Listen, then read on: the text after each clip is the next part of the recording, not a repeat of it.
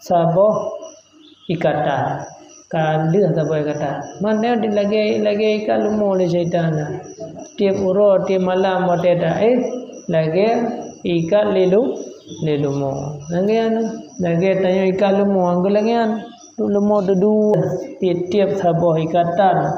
Bak tempatnya ikatan dia kata oleh malam yang panjang.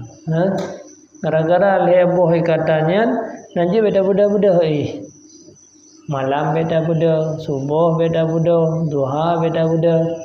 Yang ni turun tingun. Hana merempak jamaah subuh, hana merempak tahajud. Tinggal pokok oleh syaitan. Nama samping syaitan. Game urunci ke popo ngaji payah dah baik benda. Nyata puturut ita benda sabi. Kaji ke pelatih. Biyo ya sulu tu latihan dengan apa kat benda. Karena kami ikat tak pilam salah dah tak benda dah yang pikaruri samping. Jaga kero. Yang enggak silagnya nam salah mandum Jadi bagah buku ni kan minta tempat bebek di depan le orang tu tai. Yang dia nya nak datang dia dengan ipo le nama syaitan samping dia. Farkut mentang awai dah.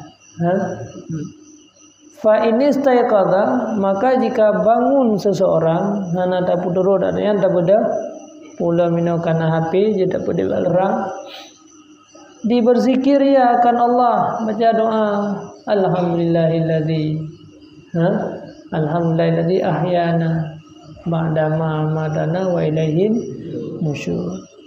Zikir Allah atau alhamdulillah. Begitu kata bedah ka putuh sabuh ikatan. Ka putuh sabuh ikatan. Fa in tawaddaa. Yang dua bohter mentang-mentang makanya ada kata dua menjanjannya yang ada aja ajuman rubah alam. Tinggal itare setan luar boh.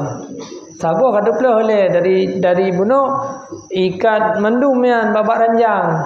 Mamuno ikat, habis ikat. Begitu kata beda, kata pula secret.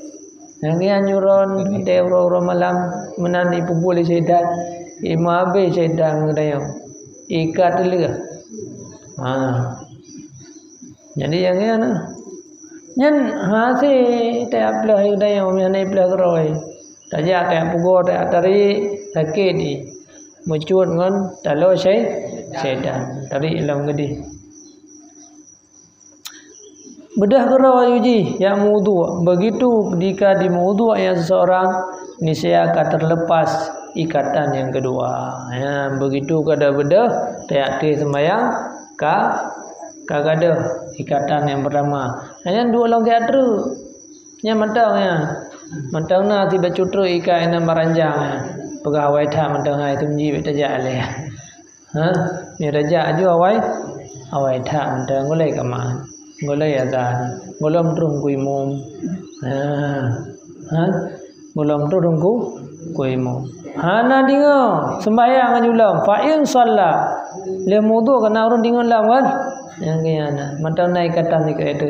Maka jika sembahyang ya kai jauh tu masjid ya sembahyang jamaah in halat uqduhu kulluha. Niscaya katuplahlah ikatannya syaitan seluruhnya. Baru kata lu syaitan